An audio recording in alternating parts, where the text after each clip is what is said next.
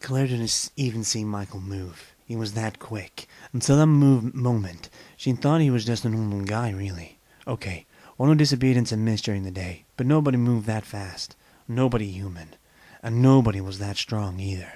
Michael grabbed Oliver by the shoulders, lifted him into the air, and launched him headfirst down the hall to crash into the far wall.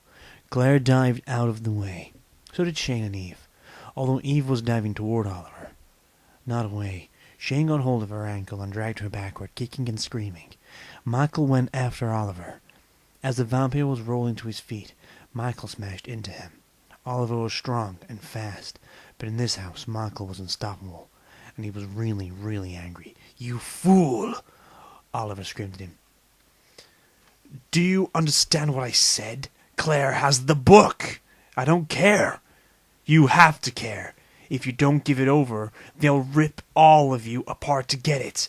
I'm trying to save you!" Michael slammed his fist into his face 2 or 3 times, quicker than Claire could blink.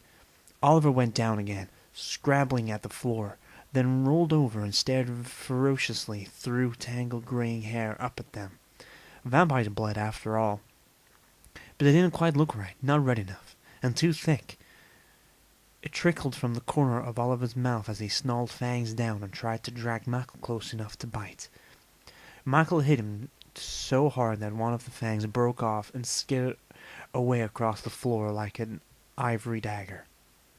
Oliver shouted in surprise and pain and rolled, trying to protect himself. "Eve!"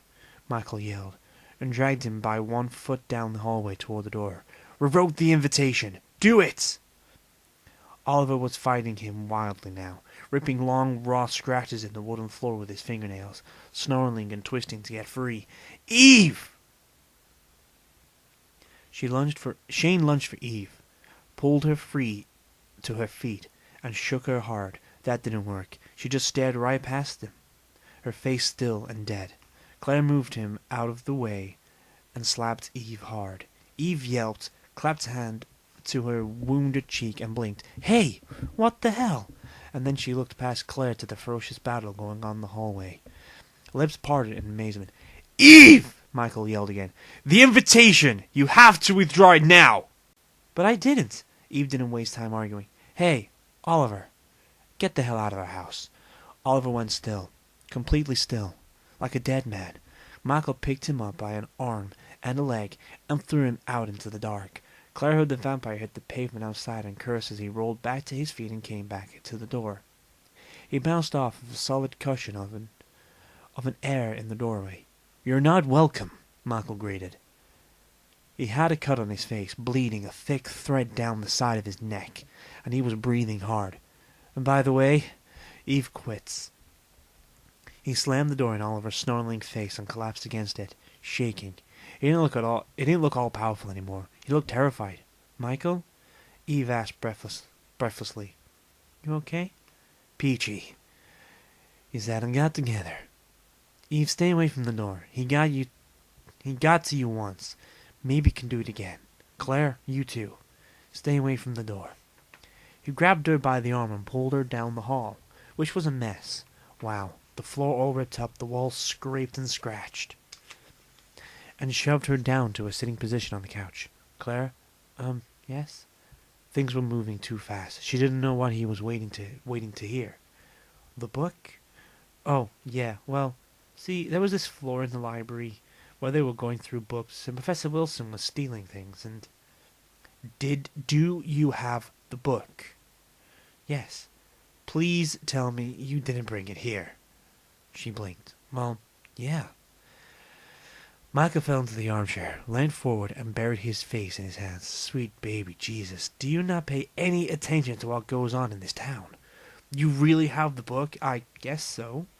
She got up and started to retrieve it, but he raised his head and grabbed her wrist as he moved on. "No, leave it. Wherever it is, the less we know, the better. We need to figure out what we're going to do, because Oliver wasn't kidding around. He wouldn't have come here if he hadn't intended to kill us all for that book. And he was. He took a big chance. He knows how powerful the protection is on the house. That how come you beat him?" Shane asked. Because, I'm your best friend. But you're not that badass, man. Thanks, asshole. Yeah, I'm part of the house, and that means I can use what the house has. It's strong. Really strong. Good to know. So what's the plan? Michael took in a deep breath, then let it out. Wait for daylight. Eve, you ever see Oliver outside in the sun? No. Mostly he stays in his office, or in the bar area, away from the windows, but I didn't think vampires could be awake during the day.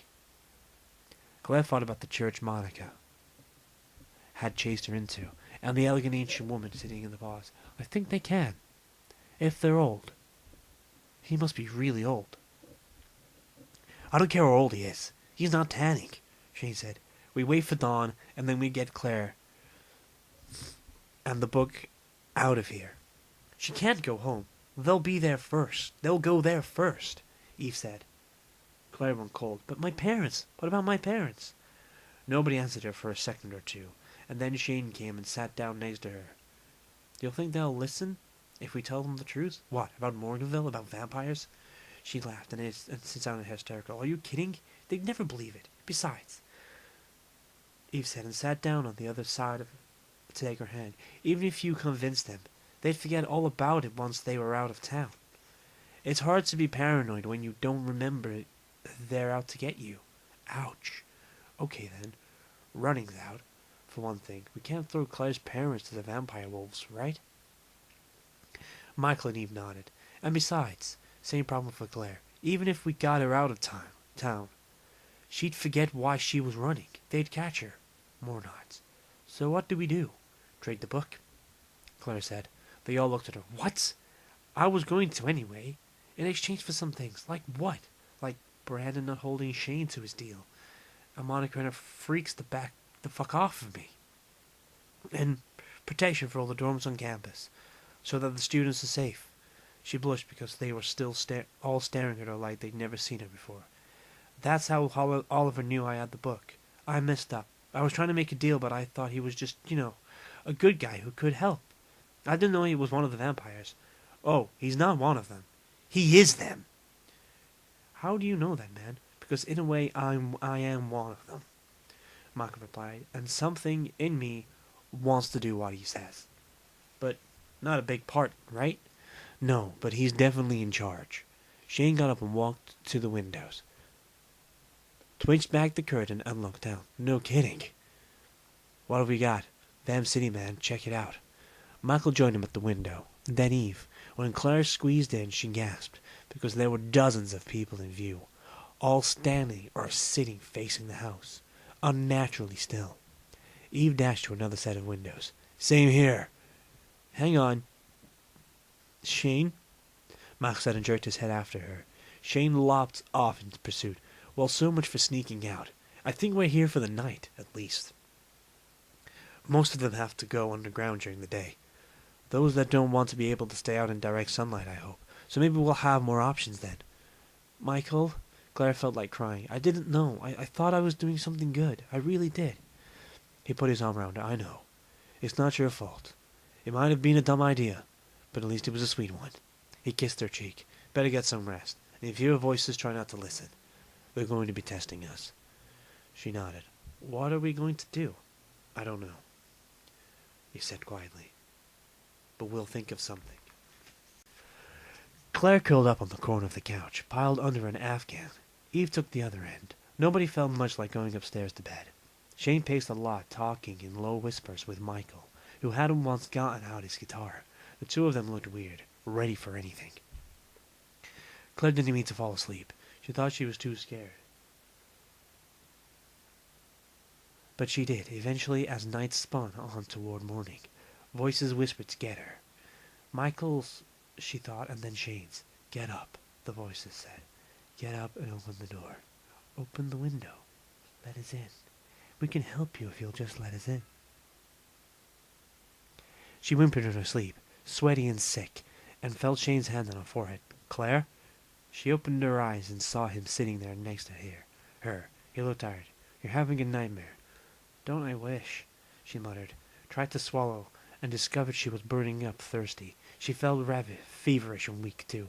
Well, this was perfect timing to be catching the flu. Michael! Oliver's voice came faint through the front door. Something you should see, my boy. Look out your windows. Trap, Shane said instantly, and reached out to grab Michael's arm as he walked by. Don't, man. What's he going to do? Make faces at me? If you start doing what he wants, it's hard to stop. Just don't. Michael considered at that for a few seconds, then pulled away and went out to the windows.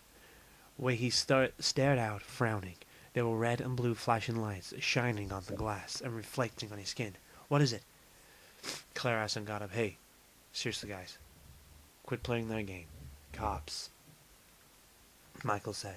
He sounded blank and shocked. They've got the whole street blocked off. They're moving people out. What people? The vampires? Eve wanted to know. She piled on the window, too. Sheesh.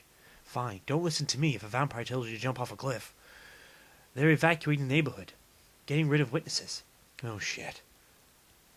Shane said, and jumped up and craned to look over Claire's shoulder. So just how screwed are we? Well, the cops aren't vampires, and the protection won't keep them out.